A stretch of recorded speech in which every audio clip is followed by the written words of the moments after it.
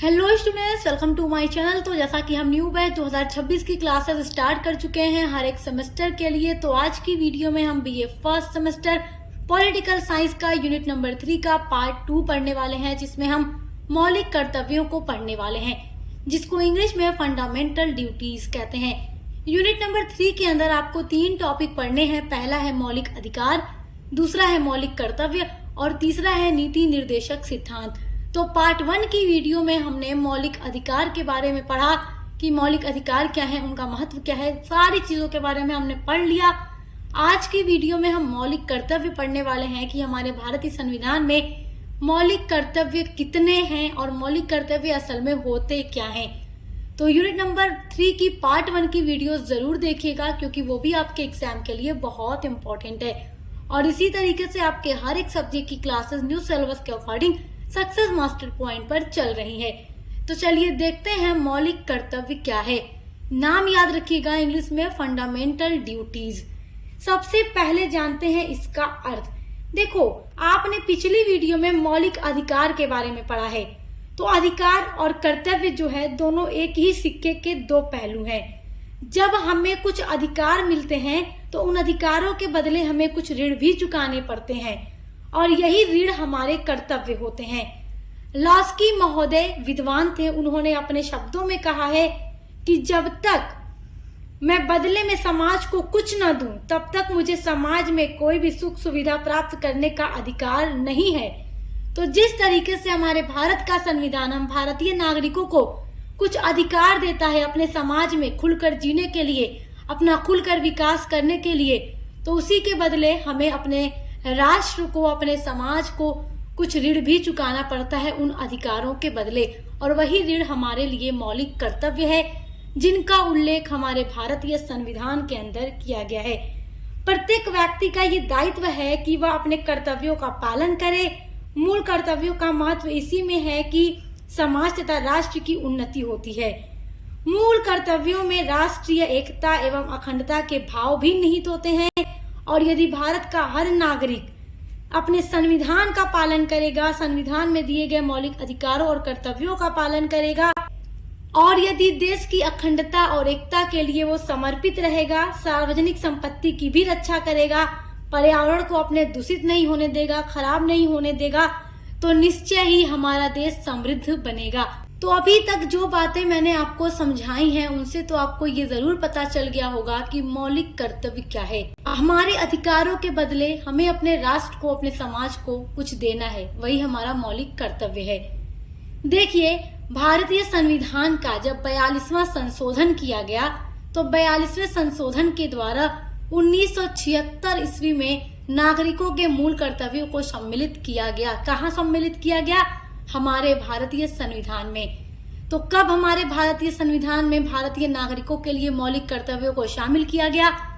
1976 ईस्वी में शामिल किया गया, जब हमारे भारतीय संविधान का 42वां संशोधन किया गया। तब रूस, चीन, जापान तथा इटली देशों के संविधानों में मौलिक कर्तव्यों की व्यवस्था की गई है। भारतीय संविधान, जो हमारे भारत का संविधान है, उसके भाग 4A जोड़कर उसमें मौलिक कर्तव्यों को शामिल किया गया है। तो देखिए, जब हमारे भारत के संविधान में 1976 ईस्वी में 42वां संशोधन करके मौलिक कर्तव्यों को जोड़ा गया था, तो उस टाइम 10 मौलिक कर्तव्यों की व्यवस्था भारतीय नागरिकों के लिए की गई थी। यानी हमारे भारत के संविधान ने हम भारतीय नागरिकों को 10 मौलिक कर्तव्य दिए थे, जिनका हमें पूरा पालन करना है। लेकिन बाद में वर्ष 2002 ईस्वी में संविधान का 82वां संशोधन किया गया, और उस संशोधन के द्वारा हमारे भारतीय संविधान में 11वां मूल कर्तव्य जोड़ दिया गया। तो अब के टाइम में हमारे भारतीय संविधान में टोटल 11 मौलिक कर्तव्य हैं। कब जोड़ा गया? 2002 में। चौथा संशोधन करके 82वां यानी 82वां संशोधन करके। पहले कितना था? 10 था। तो ये बात याद रखिएगा। आइए अब जान लेते हैं वो कौन कौन से मौलिक कर्तव्य हैं जिनका हमें पूरा पालन करना है। पहला मौलिक कर्तव्य है कि भारत के प्रत्येक नागरिक का कर्तव्य होगा कि वह संविधान का पालन करे। हम हर भारतीय नागरिकों का ये पहला कर्तव्य है कि हम सभी भारतीय नागरिक अपने संविधान का पालन करें तथा उसके आदर्शों, संस्थाओं, राष्ट्रध्वज और राष्ट्रगान का उदय करें। अपने राष्ट्र ध्वज का सम्मान करें, अपने राष्ट्र ध्वज को कभी झुकने न दें, कभी गिरने न दें। अपने राष्ट्रगान जंगन मन का भी उदय करें, उसको अच्छे से गाएं, अच्छे से पढ़ें और सभी का पालन करें। दूसरा मौलिक कर्तव्य हम भारतीय नागरिकों को दिया गया है कि राष्ट्रीय आंदोलन को प्रेरित करने वाले उच्च आदर्शों को हृदय में संजोए और उनका पालन करें। जो भी हमारे देश को आजाद करने के लिए राष्ट्रीय आंदोलन किया गया, उनको प्रेरित करने के लिए जो भी उच्च आदर्श हैं उनको अपने हृदय में रखें, अपने हृदय में सजा कर रखें और उन सभी आंदोलनों का भी सम्मान करें, पालन करें। तीसरा मौलिक कर्तव्य हमारा संविधान हमें देता है कि भारत की प्रभुता, एकता तथा अखंडता की रक्षा करें और उसे बनाए रखें। हम भारतीय नागरिक हैं, चाहे किसी धर्म जाति के हों, हमारे बीच एकता होनी चाहिए। चौथा मौलिक कर्तव्य है देश की रक्षा करें, अपने देश भारत की रक्षा करें तथा आह्वान करने पर राष्ट्र की सेवा भी करें। ये भी हमारा एक कर्तव्य है। पांचवा कर्तव्य है कि धर्म हो, भाषा हो, क्षेत्र हो अथवा वर्ग की संकीर्ण भावनाओं से ऊपर उठकर, यानी इन सब चीजों में भेदभाव न करके, इन सब चीजों से ऊपर उठकर भारत के सभी लोगों में समरसता तथा समान भ्रातृत्व की भावना का विकास करें। मतलब इन सभी चीजों से उठकर भाईचारे का विकास करें, एकता बनाए रखें, मिलजुल कर रहें और ऐसी सभी प्रथाओं को त्याग दे, सैक्रिफाइस कर दे जो महिलाओं के सम्मान के खिलाफ हैं, महिलाओं के सम्मान के विरुद्ध हैं। महिलाओं को सम्मान करने वाली जो चीजें हैं उनको ही एक्सेप्ट करें। जिन चीजों से महिलाओं का अपमान होता है, उनके सम्मान के खिलाफ है, ऐसा कोई भी चीज न की जाए। छठा मौलिक कर्तव्य है हमारी समन्वित संस्कृति की गौरवशाली परंपरा का महत्व समझें और उसकी भी रक्षा करें। सातवां मौलिक कर्तव्य है प्राकृतिक पर्यावरण की रक्षा करें। वन है यानी जंगल है, झील है, नदियां हैं या वन्य जीव हैं, उन सभी की रक्षा करें तथा उन्हें बढ़ावा दें। प्राणी मात्र के प्रति दया का भी भाव रखें, जानवरों के प्रति दया का भाव रखें, हर किसी के प्रति दया का भाव रखें, सिंपैथी रखें। ये सब हमारे मौलिक कर्तव्य हैं जो हमें करना है, हम भारतीयों को इनका पालन करना है। आठवां मौलिक कर्तव्य है वैज्ञानिक तथा मानववादी दृष्टिकोण अपनाकर सुधार की भावना का भी विकास किया जाए। नौवां मौलिक कर्तव्य है सार्वजनिक संपत्ति की सुरक्षा की जाए। जितनी भी हमारे देश में सार्वजनिक संपत्ति है उसकी रक्षा की जाए, उसकी सुरक्षा की जाए, उसको साफ सुथरा बनाया जाए तथा हिंसा से दूर रहें। हिंसा कभी भी न होने दें, जहाँ तक मुमकिन हो इन सब चीजों से दूर रहें, बचे रहें।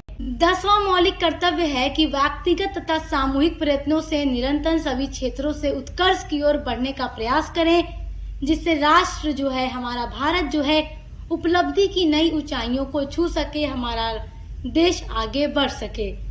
11वां मौलिक कर्तव्य है यदि माता पिता या संरक्षक है 6 वर्ष से 14 वर्ष तक की आयु वाले अपने यथास्थिति बालक या प्रतिपालक के लिए शिक्षा के अवसर प्रदान करें। तो ये 11 मौलिक कर्तव्य हमारे भारत का संविधान हमें देता है और हम सभी भारतीय नागरिकों का फर्ज है, ये कर्तव्य है कि हम इनका पालन करें, क्योंकि जो हमारा संविधान हमें मौलिक अधिकार देता है, उन अधिकारों के बदले हमें अपने राष्ट्र को कुछ देना होगा, कुछ उसके लिए चुकाना होगा। तो उनके बदले हमारे लिए मौलिक कर्तव्यों की व्यवस्था हमारा संविधान करता है। तो हम भारतीयों का फर्ज है कि हम इसका पालन करें, इसके खिलाफ कभी भी न चलें।